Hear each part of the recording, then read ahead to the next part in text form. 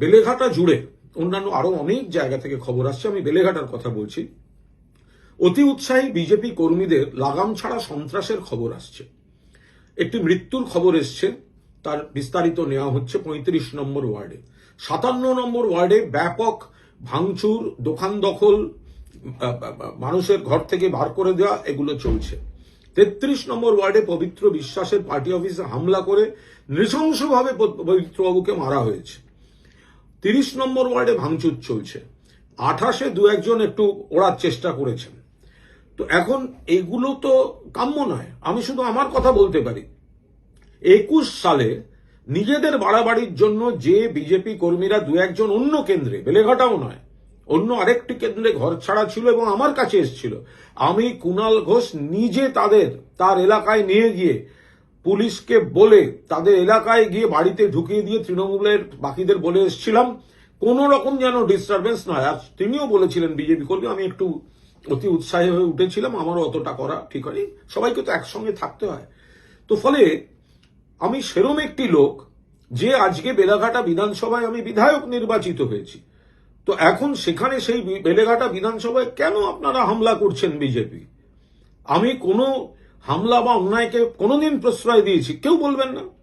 অন্য দলের যারা যখন আসছেন তাদের সহযোগিতা করে, তাহলে আমাদের কর্মী, পার্টি অফিস, সংগঠক, এখন আপনারা জিতেছেন, নিশ্চয়ই জিতেছেন, সেই জেতা নিয়ে রাজনৈতিক যে বিতর্ক আছে বা পার্টির অভিযোগ আছে সেটা আলাদা পার্ট।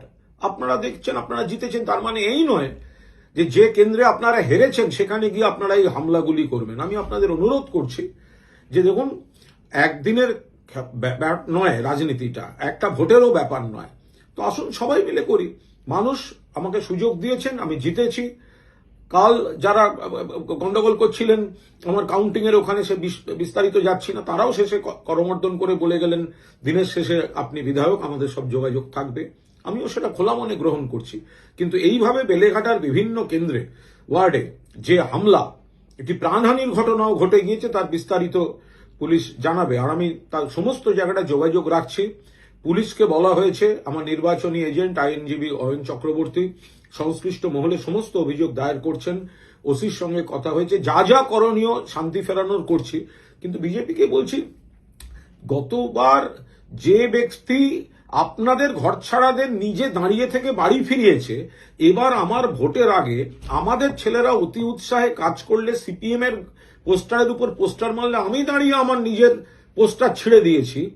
আপনি সেই মানসিকতার লোক জেতার পর তার এলাকায় যদি কর্মীদের আক্রমণ করেন, হামলা করেন, সাধারণ মানুষ, দোকানদার, এদের উপর অত্যাচার হয়, সেটা বোধহয় ঠিক হচ্ছে না। আমার আবেদন, এলাকায় শান্তি থাকুক, শান্তি ফেরানোর সমস্ত রকম প্রচেষ্টা বিধায়ক হিসেবে আমি অব্যাহত রাখছি। এবং আমার যারা ৮ জন কাউন্সিলর রয়েছেন, অন্যান্য সিনিয়র নেতৃত্ব রয়েছেন, সংগঠকরা রয়েছেন, বুথ কর্মীরা রয়েছেন, আমি যথাসম্ভব যোগাযোগ রেখে পুলিশ প্রশাসনের সঙ্গে কোঅর্ডিনেশন রেখে শান্তি ফেরানোর চেষ্টা করছি। এবং সেটা বিজেপি, আপনারা দয়া করে এই হামলা আক্রমণগুলো বন্ধ করুন, আপনারা সহযোগিতা করুন, আমরাও সহযোগিতা করব।